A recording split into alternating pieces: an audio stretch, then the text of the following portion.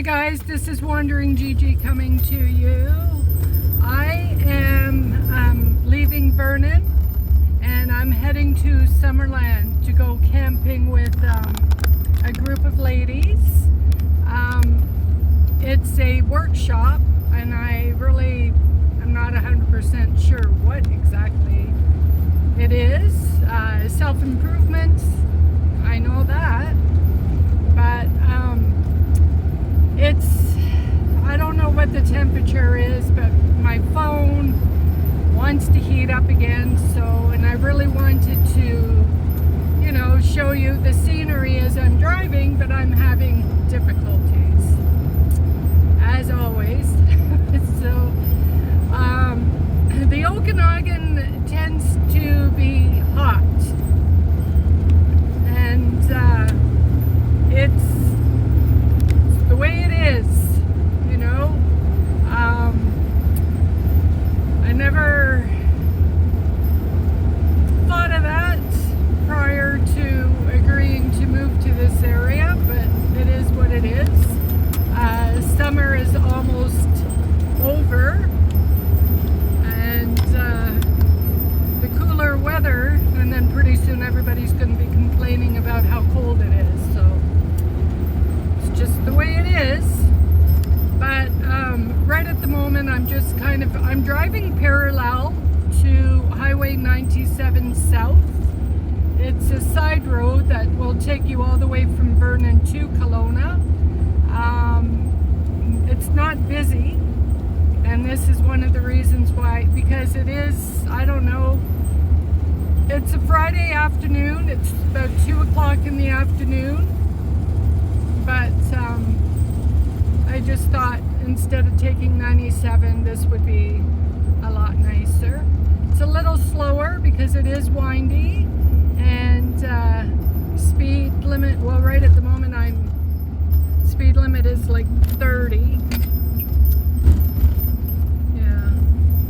I know a lot of motorcycles go up and down this road when they're going to Kelowna. Stay off Highway 97 because 97 can be a little crazy at times.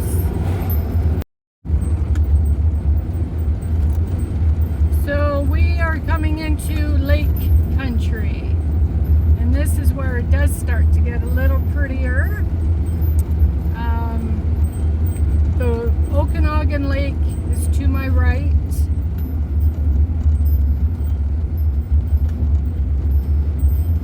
I don't know if, maybe a little bit of a glimpse there.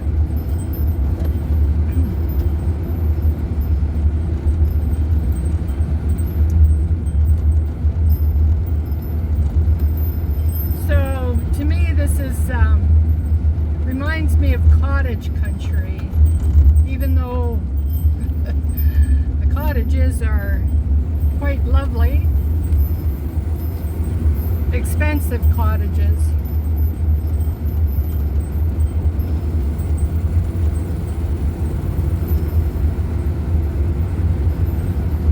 But it is very nice along this section.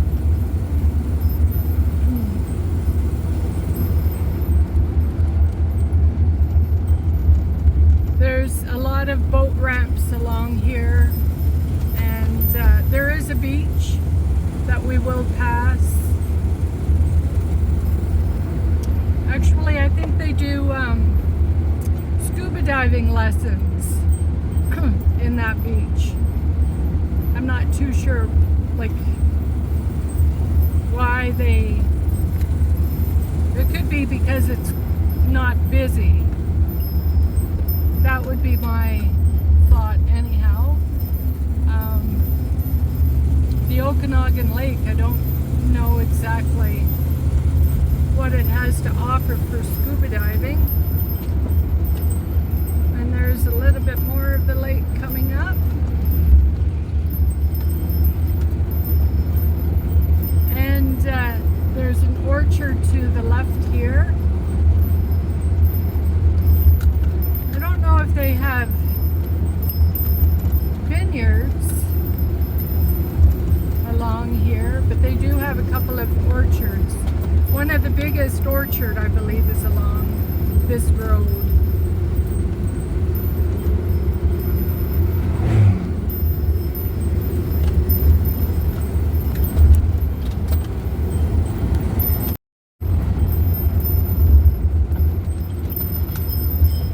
I believe this is the start of the orchard that I was talking about, one of the biggest orchards. And there's actually, you can't see it because it's down on the hill, but there is one to the right too. I have no idea if they're affiliated, but this one here goes for quite a ways. And there's that beautiful Okanagan Lake.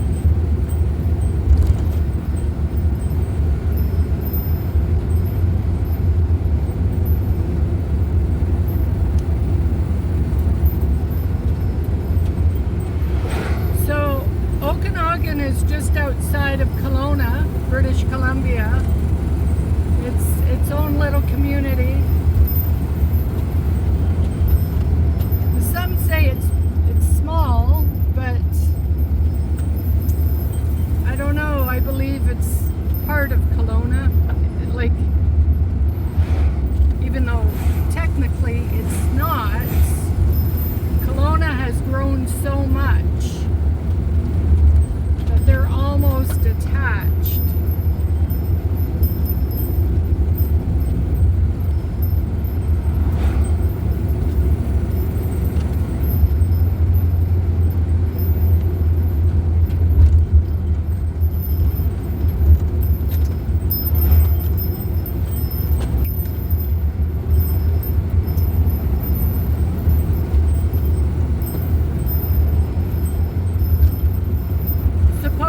A thunderstorm tonight, but I don't know if I will be affected. I'm an hour and a half outside of Vernon in Summerland, so I'm not too sure if Summerland will have the same weather as Vernon. I did not check. Pretty much it is what it is. I have committed to camping this weekend in Summerland. Hopefully the weather is nice. I've been lucky so far with all the weather that I've had in regards to camping.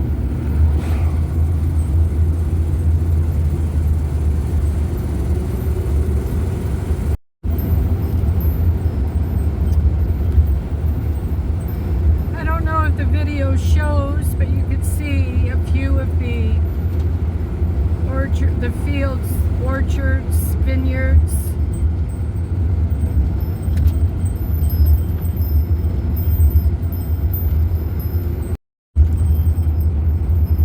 So we are still in lake country. Grandpa's stand.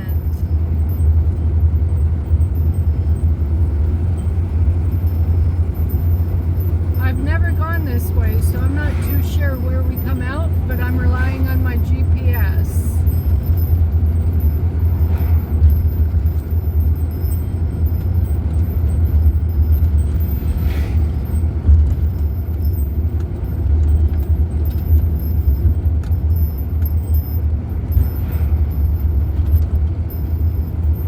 Those apple trees.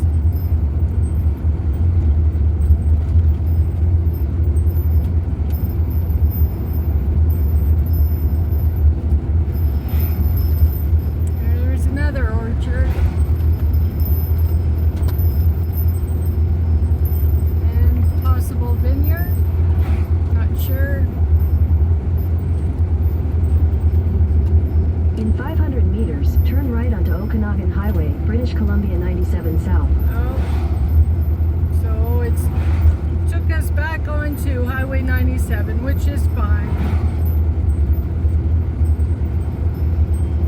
I think I should have turned right instead of turning left. So we are now in Kelowna, the back side of Kelowna though. I ended up taking Glenmore Road, turning off and taking Glenmore. bit quieter traffic-wise. So there's still quite a few farms along here, even though you are in Kelowna.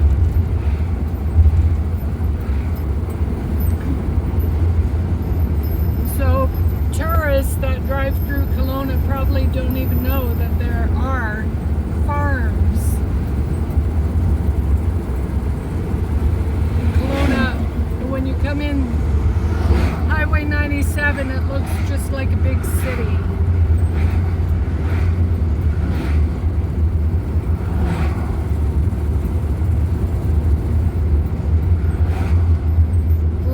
Garden Market. I believe that is new. I don't recall ever seeing that before.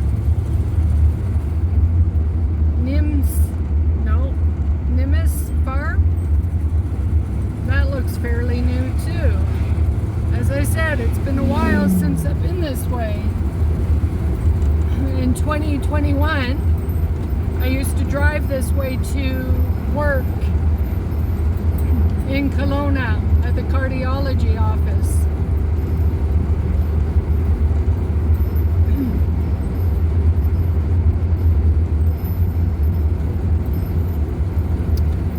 In 2 years, a lot can change.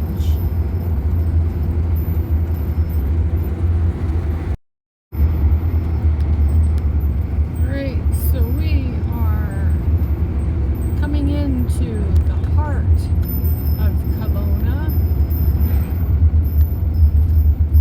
I'm still not on Highway 97. I will try to stay off it for as long as I can.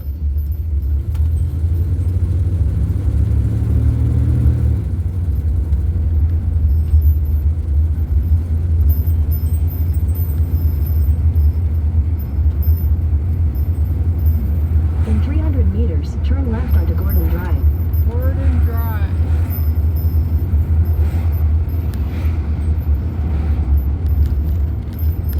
I guess this is Gordon here. And then we have to take the bridge.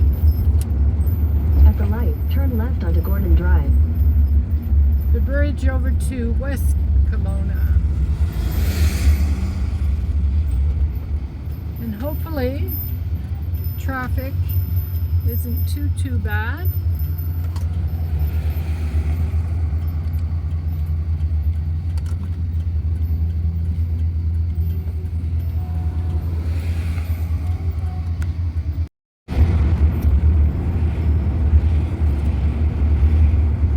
Alright, we are back on 97 South, heading to the bridge.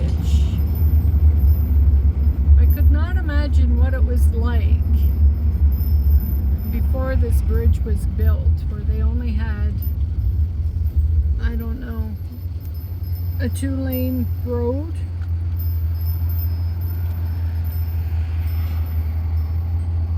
I don't think you'd want to be crossing that every day during rush hour.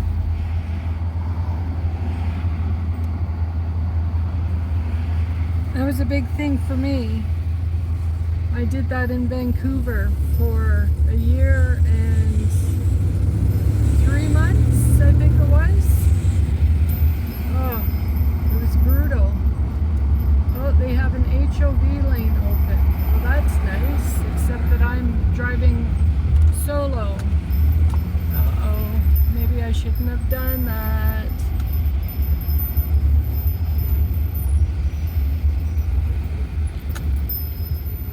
So this is only 2 o'clock in the afternoon on a Friday. And it's just going to get worse.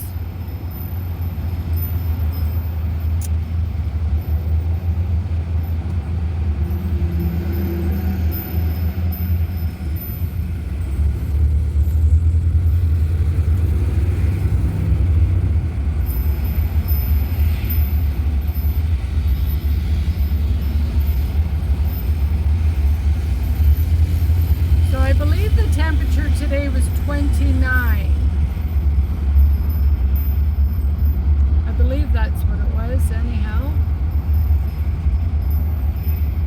And to be quite honest, I really don't see any rain clouds.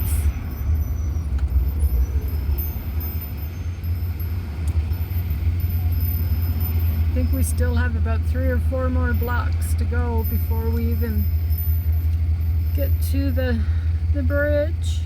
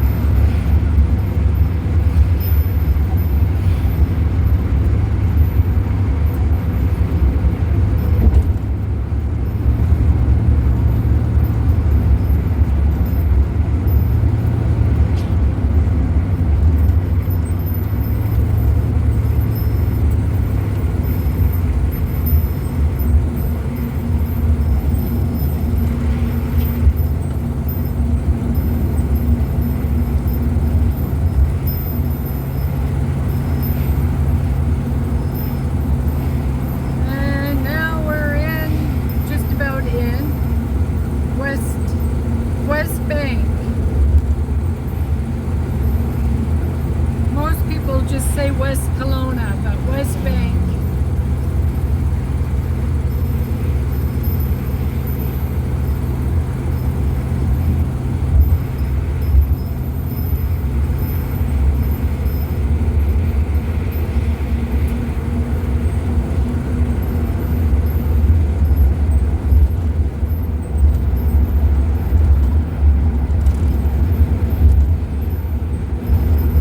West Side Road.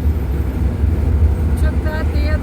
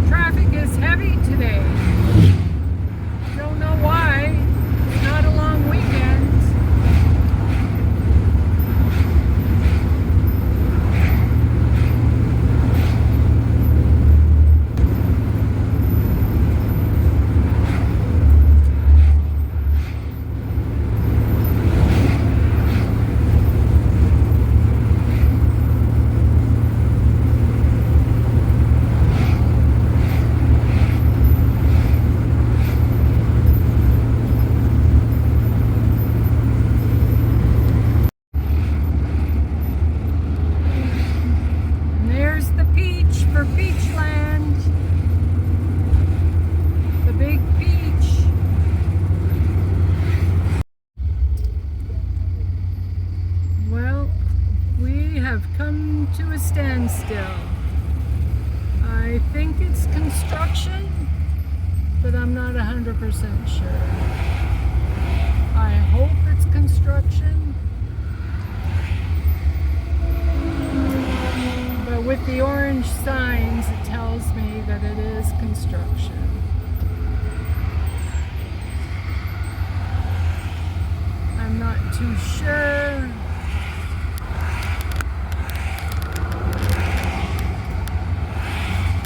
What exactly is going on? Oh, and I have to get over. Great.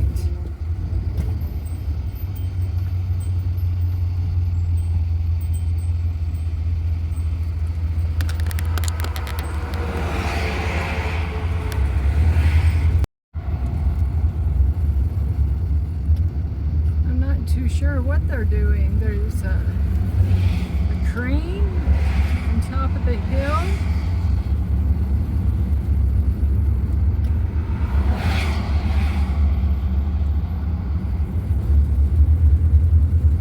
I can't picture them making another road.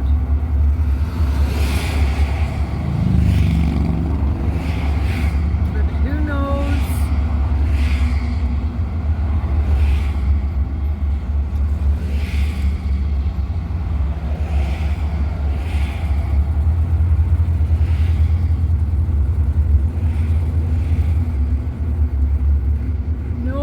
Traffic beyond this point. So what do you do?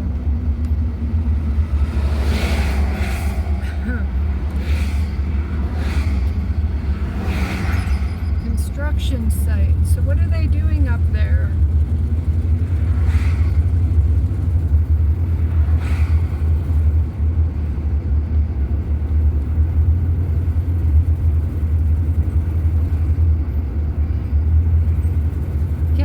A new subdivision going on up there, but you never know.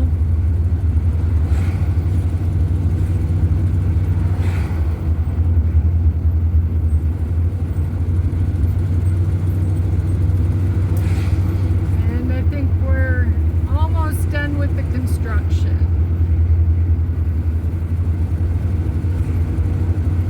Oh, I see. So they have this barrier up. It looks as though that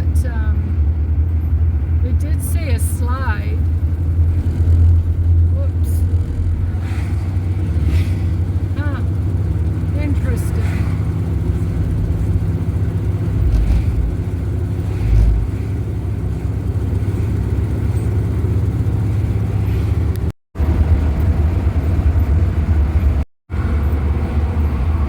So we are coming into Summerland. And I need to stop for water, for filtered water.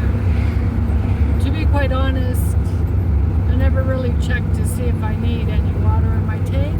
I have not been using a lot of it, so I should be fine. My map has not been talking to me, so I'm wondering if I should turn off.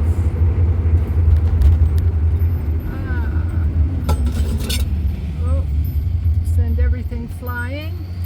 I need to look at my map. So I arrived in Summerland at the woman's workshop. Today is Saturday, and this morning we did a session, and actually I have to say that I was pleasantly surprised, and it gave me a little bit of insight of me. So it's not a very nice day today. It's raining, it's cold. This is the first time in, oh dear, June? So 2 months that I am wearing a sweater and jeans. So I thought I'd come in my camper here, make myself a tea, try and clean up the camper, because we're going to have like a show and tell, and I will be opening my van up for the ladies that are here to look inside, as I am pretty much full-time, and they are thinking about going full-time. The host, who is Chasing the Moon RV, Zia, she is hosting this session. If you haven't heard of her, check out her channel. She is also full-time. And so, I don't even know how I met Zia, how I came about oh, I know, she reached out to me when I had just left Quartzsite, and she was still in Quartzsite. And she had asked if I would like to do an interview. I said that I was going back to Canada, and then we both live in BC, British Columbia, and I said, well, when you get back into Canada, let me know. And then she reached out again, and by then I was doing house sits in Langley, BC, and I said that we just kept on missing. It was like telephone tag, email tag. So I had reached out to her and told her that I was in the vicinity and willing to do an interview, and I found about her workshop. So I was interested because, as you know, I've been on a self-discovery for the past year, and I'm still not sure what my purpose is, what I'm supposed to be doing, am I following the right path, etc., etc. So for me, I thought this was a good opportunity. And so she had a couple of exercises that we did this morning, and yeah, I have to say that I do believe that I am on the right path, and full-time RVing is definitely for me. Even though I still have one more house sit in Nanaimo for the winter, but after that house sit, I will be scot-free and will be definitely living full-time RVing. It's just my hesitation is knowing that I have to supplement my income somehow. It's reality. My pension does not give me enough, and so I definitely need to work or come up with something that I can do in the camper van that brings in income. And this workshop actually has helped me in regards to that. As you know, if you've been following me, I am in the medical profession. So I always have that to fall back on, but I think I would like to try to do it remotely, and there's a couple of options that I will definitely look at. And even going into the States, working in the States, maybe temporary, you know, like placement. It might be a way for me to travel and yet work and bring in extra income, but my goal is to be able to travel in the van, go where I want to go, whether it be out of country or what have you, and still be able to do something that is giving me a little bit of an income.